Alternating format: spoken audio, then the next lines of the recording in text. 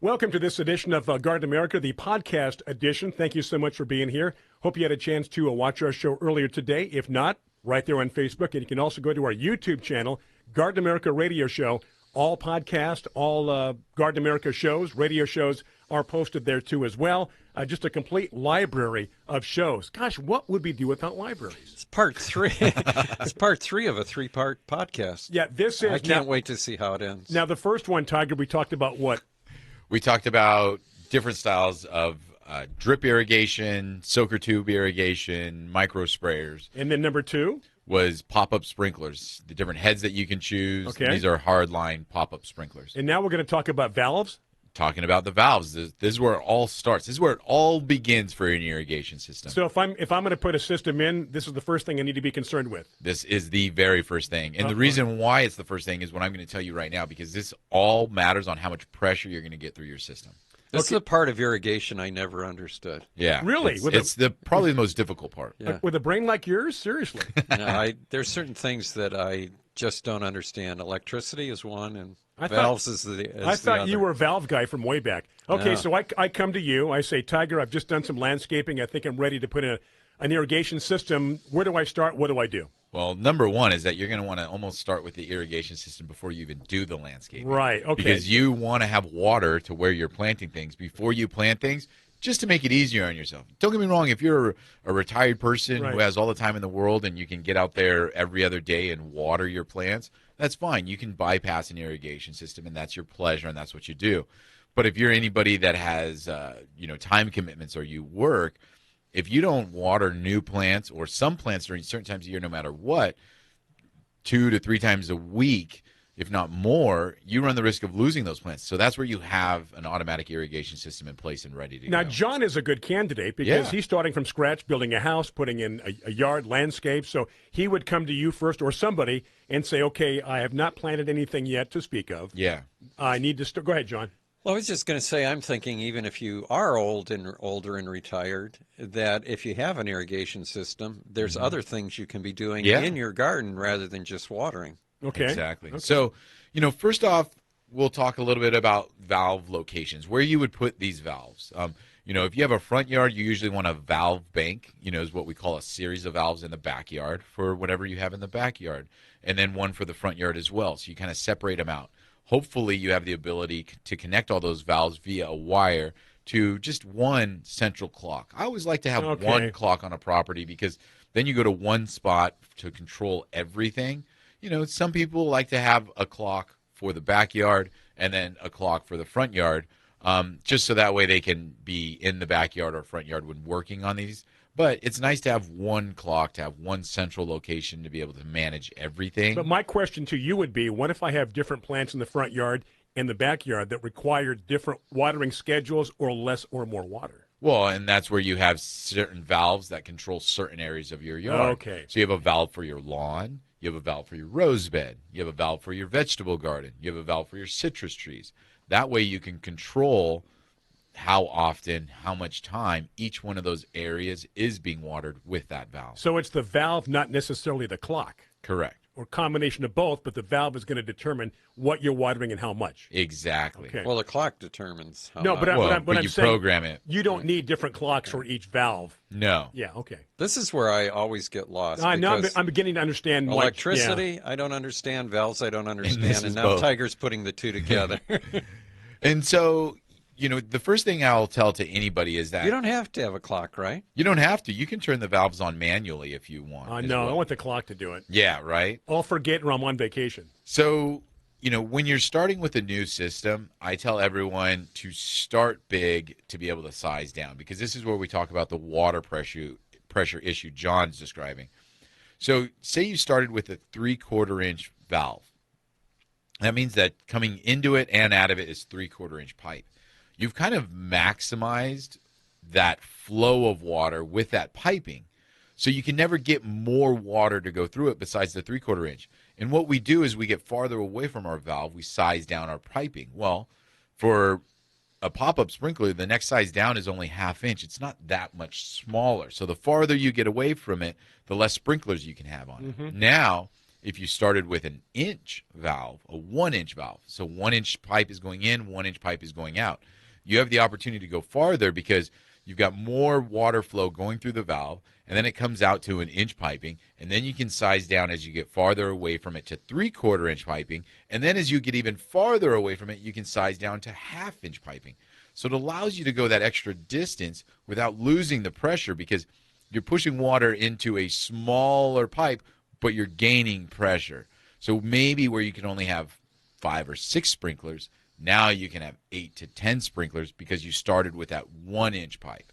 So most homeowners, they want to always start with a 1-inch valve leading out from there, no matter what you're doing, because you never know what's going to happen years from now that you might change that to a drip system. You might change that to a pop-up sprinkler system.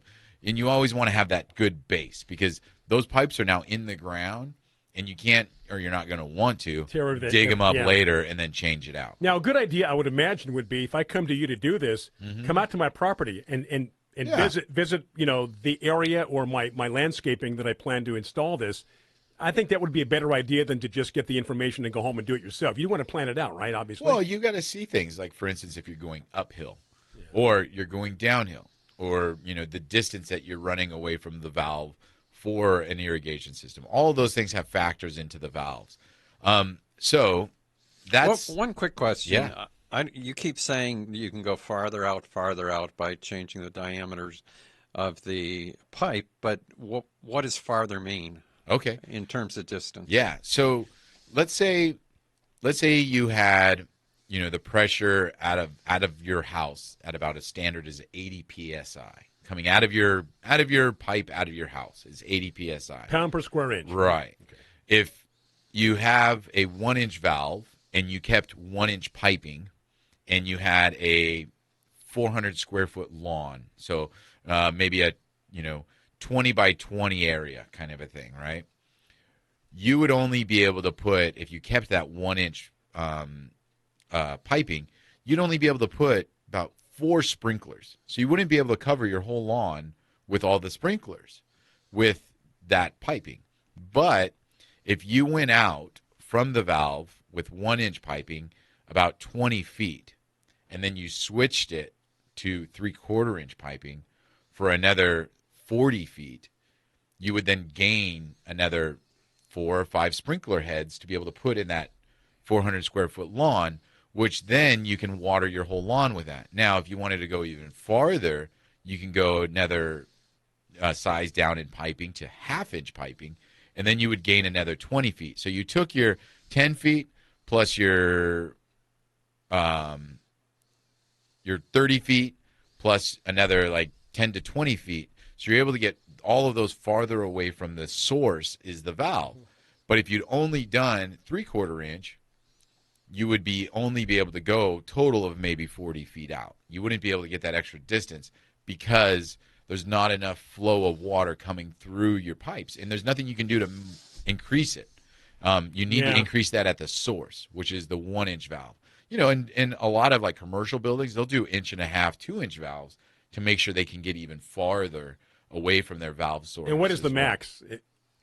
For valves? Yeah, we're talking about they go up to 2-inch. How far can you go up? Oh, a 2.5-inch valve for a park, they're talking about operating sprinklers that are acreages. Okay, good. That makes sense. Okay. Yeah. So how far apart are the sprinkler heads on the line? It depends on the layout of the sprinkler system, because if you have a lot of curves and ins and outs, you're going to only want heads that spray maybe 6 to 8 feet out, because otherwise you're going to have a lot of overspray. But if you have a perfect rectangle lawn and you've got it, 20 by 20 like I described, you hopefully only want to put in maybe a series of about 8 sprinkler heads that can shoot out 15 feet each one, and you have your coverage. So you're not having to put as many sprinkler heads on there. You want to really do the best job possible of minimizing the amount of sprinkler heads, but maximizing the distance that they go. But that's all per the layout. For instance, if your bed is only 4 feet deep, you can't put a 20-foot sprinkler in there because it's going to want to shoot 16 feet past where it's right. going. So you have to kind of lay that out in a strategic fashion. Hey, Arlene on Facebook says that Mission Hills Nursery recently installed a new water system, clock and valves, at her rental home in San Diego. Oh, nice. How about that? Yeah. Yeah, she said that the system waters the lawn in the front and the back, and the drought-tolerant shrubs in the front and fruit trees in the back. Yeah, so, we want to break it up so everything gets the adequate water. So, valve. So this is where people, I think, you talked about electricity and water coming together. Yeah. So the breakdown of a valve and the different types of valves.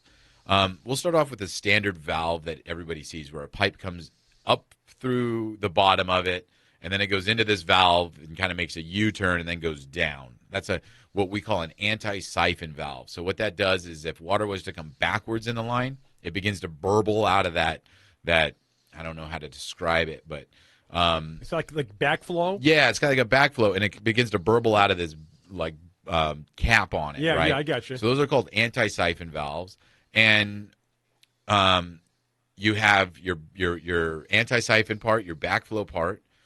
You have on it a little a screw that's like a flow regulator to kind of control the water going through the line. So you can turn down that valve, or you can open that valve for maximum flow. You also have what we call a solenoid on top of there, and that's where the wires are coming out.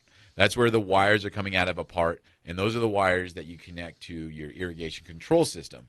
So what the solenoid does is an electronic magnet that opens when you want the system running, and then it shuts down when you don't want the system running. That's the electronics behind it, and that's how it gets turned on and off. So those are the basic parts of that anti-siphon valve. Most people will see a leaking sprinkler head somewhere down the line. And when that occurs, it's because the diaphragm in the valve is cracked or broken, or there's debris in it. And people think that the sprinkler head is broken. But that's not the case, because sprinklers don't have water in them unless that valve allows water to go in them. So right? it's closed when it's not being used. Right. It closes it off. Yeah. So what you have when you have a leaky sprinkler, it's not a sprinkler problem, a pop-up sprinkler problem. It's a valve problem. So you got to go back to the valve, because that's what's leaking is the valve. And then you have inline valves. So these are valves that don't have that anti-siphon aspect of it. You have a pipe that goes from straight in one end and then out the other end. And it has the same thing. It has the solenoid on there and the flow regulator and all of that, but there's no anti-siphon aspect of it. And you use those valves a lot whenever you're doing drip line or micro sprayers or Netafim, because to that's where you connect your pressure regulator and your filter that filters out any kind of minerals or particulates or sand, because you don't want that to go into a drip system, because it would end up clogging it up. And you want to control the pressure in a drip system so we don't pop off little heads or have too much pressure in the line, like we talked about in the first podcast. Right. So those are the two general types of valve that can be installed. If you're installing a pop-up lawn system, you're going to install an anti-siphon And most valve. people know what that is. That's what comes to mind when you think of that. They pop up, and then when they're done, they go back down again. Yeah, so that's the standard valves that you're going to install for your lines for then. But again, like I say, if you're starting a new system, you always want to start with at least a 1-inch valve. So that way, no matter what, down the road, you can have less valves and you can have more sprinklers on that one valve for sure. Okay, so what are some of the problems people need to be aware of? Everything's in, it's working. I mean, what should we look out for that would be a red flag that, hey, you better fix this? So any kind of leaking out of the valve itself is a problem. You might have a washer that's worn or a crack in the valve.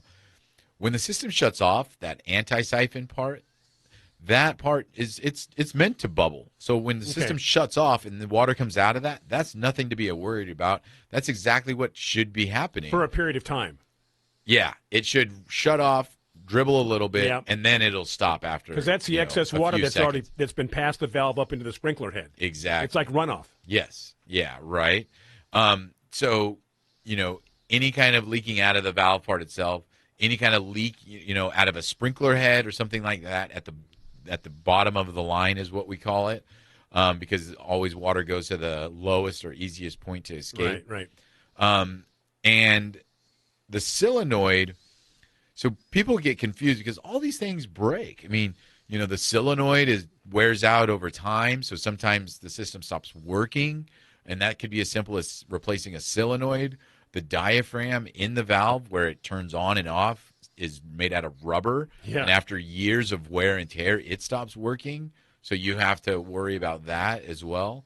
And those are the biggest things that probably need to be replaced. Now, a lot of people will. Back in the day when we had brass valves, it was awesome because brass stayed. It was, you never had to worry about it cracking or breaking down. You can just replace the diaphragm or the solenoid. Nowadays, we have these plastic valves, which are still really good. They're made out of hard plastic. But not all the times of replacing the diaphragm or the solenoid is it going to fix the problem. So sometimes you have to replace your valve. Yeah. But always start with just replacing a solenoid or diaphragm first because that's the easiest thing to do. You don't have to shut off, it's not as much. You don't have to glue new piping and all that stuff. So it's an easy thing to replace if you just have to replace a solenoid or a diaphragm. A lot less work. The thing I always have to replace is the pipe. Where? Just in the line. Yeah? Yeah, because whenever you take a shovel and go to plant something, you don't know where it's at, and you dig right into the pipe and break it. Yeah. Well, that's a good point. Hey, so, and you go ahead. And that is a great point. Can you mark it off somehow that doesn't look obvious, just to give you an idea of where the pipe is? You mean like put little rocks? Yeah. Well, yeah, something decorative. I'm sure there's a lot of things, but I mean, we're in the yard for 10, 15 years, and you don't want markings, Right. You might be able to do something. John was thinking of small little red flags. But the one thing about whenever you have breaks in line or breaks in valves, the one thing that's critical if you are installing a system is you always want to put a shutoff. So, I was talking about having different valve banks. Right. You might have one in the backyard, you might have one in the front yard.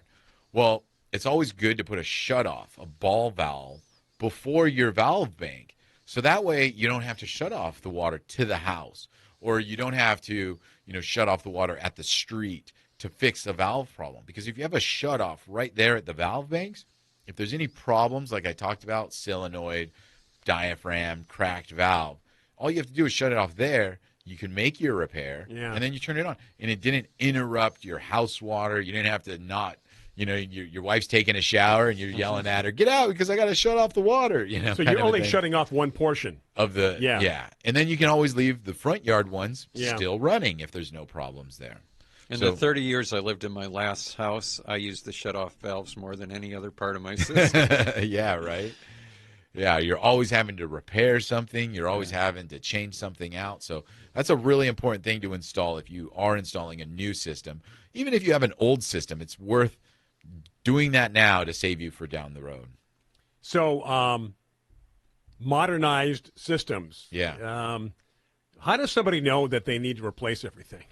Well, I think what John was saying with knowing what you want to do as far as ease of use. Mm-hmm. So if it's still easy for you to go out and turn things on and off manually, that's fine. That's okay. You can still do that. Mm-hmm. If you want something that you can program and you feel comfortable programming a clock, that's another way to go. Nowadays, people are hoping, these systems that use weather and satellite, weather connections and Wi-Fi connections about where you are, and the system increases by itself or decreases by itself based on rain and all of that information that is given. They're good too. I'm not 100% sold on them yet because I still see problems. Still working out the kinks, as they say. But they're getting there, and but I like the ability to go to a clock, turn it off, turn it on, adjust it, because I'm good about that. I know what I'm doing, and I know how I want things to run. If people don't, though, I can see why they would want to rely on some more technologically advanced clock system. So in other words, you have to trust technology. Yeah, you do. To a great degree. Because you have to know that during a Santa Ana wind, it's going to want to water a little bit more for you so your plants don't dry out. You have to trust that. You have to trust that the weather report is good. Now, here's a question for you. Is there such a thing as a system that would automatically detect when your landscape or lawn needs water based upon how dry the soil is? There are wireless soil meters now that connect to certain clocks, to certain systems. So you water as needed. Yeah, and you place them in the yard, and they go down about 8 to 10 inches. And when the soil in that area gets dry or is wet, it adjusts per that. The problem with that, and John will attest to this, is that I don't care where you are in our soil. This might be good for people that have good soil kind of across the board. Mm-hmm. But I can tell you that when I dig a hole in one part of my yard, 10 feet away, that's not always the same soil. And if I put that water meter there, it's based on that area. But 10 feet away, 30 feet away, I could be dealing with sandy loam or clay that is completely different than where that water meter is, that soil meter is. So the meter, it's only as good as where you put that. So it's going to detect it here, but it's also going to water something that doesn't need watering because everything's changing as far as the soil and what's happening in terms of moisture and dryness. So you really have to think about where you put that meter at, because you're trying to average your soil across the board is what you're hoping to do when you put in one of those meters. Okay, now next year when we're in Vienna, can I look at my phone and see what the plants look like in my yard and decide whether or not to turn on the watering? Can I do it from Vienna? Yes. Yeah, absolutely. Yes, you can. I can start my car from Vienna on my phone. But what good would that do? Well, it warms it up. If I'm not driving it for a couple of weeks and I want to run it. But you know what? I won't do that because I still don't trust it. You're 8,000 miles away, and it's trusting technology. Yeah. And, to answer that question, John, number one, that you can go to, there's a lot of app-driven clocks out there. So you can go and just go on your phone and turn on your system. But you said, could I see my yard? Right. And I was thinking like a ring system. Well, I was going to, say, like, there's a lot of wireless, Bluetooth-driven, internet-driven cameras nowadays that would be really easy to put into your yard that are secured for outdoors on your garden. Pull it up, and then via your clock, your app for your irrigation system, is you could run the irrigation system as well at the same time. And then you'd be able to actually see it happening and not hope that it's happening. Yeah, definitely. No, and it's amazing, what we're going to be doing. And let's be real, those same cameras soon will be able to read the plants, because now in modern farming technology, they have drones that fly over crops. Yep. They read the moisture level in plants, and now the farm knows how much water it needs to put on it. Do you have a drone? No, I don't. Because I'm thinking that when we go to Europe, we would like to do maybe a couple of shows, and I don't mean long shows. Set up we should bring a drone? Well, no, set up our laptops and maybe do like 15, 20 minutes and let people who can't go share the experience. Yeah. We're in the Julian Alps, and, behind us you're seeing this and, whatever, hopefully, good Wi-Fi. But I was thinking if we could put together kind of a cool video if we did have a drone and fly it over, and you can get a decent. You don't have to pay $1,500 or something like that. Anyway, so it's amazing. Yeah, John. It's amazing the way that irrigation is moving and technology is moving, and I hope it does move for the better, for the ease of use. I really hope though that we don't simplify yards to the point where people aren't being creative in the landscape and they layout. just ignore it and expect technology to do everything. You still have to check in on it. Yeah, correct. Okay, Tiger, great series, and hopefully you got a lot out of this. Again, this podcast will be is posted on our Facebook page. Go to our YouTube channel, Garden American Radio, for this podcast, other podcasts, and previous shows. That's going to do it. Thank you so much for Tiger Palafox, John Bagnasco. Hope this series has been helpful in terms of systems, valves, watering, everything you need to know. Have any questions? Post it on Facebook, and we'll try to give you an answer before you know it. Thank you so much. Until our next podcast or next show, Brian Main, Tiger Palafox, John Bagnasco. Bagnasco. Take care. Talk to you next time.